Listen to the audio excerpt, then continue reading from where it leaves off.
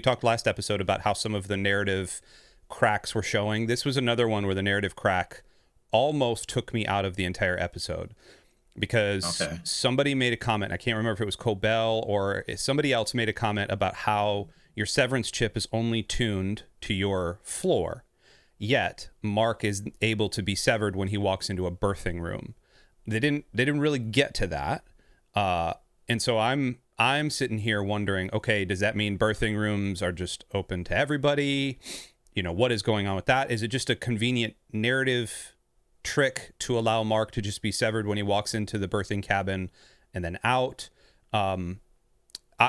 So that crack showed to me. However, it was an interesting bit of commentary, I thought, where you have essentially the same person, same biomechanics of the same person, and yet you have a clean slate on one, and you have somebody who's essentially lived your entire life on the outside.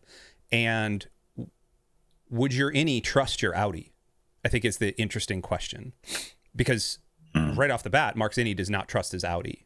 And now, granted, there's a lot going into it. You know, there's a lot of earnestness. We've seen Mark as an outie build up for his wife. You know, this entire season has been leading up to this fight for who Gemma actually is and why she's trapped and yada, yada, yada. We could talk about Cold Harbor, but I thought that was an interesting perspective. Also, the fact that I don't know why they just didn't bring Cobell in at the very beginning. Like that seemed to like seal the deal.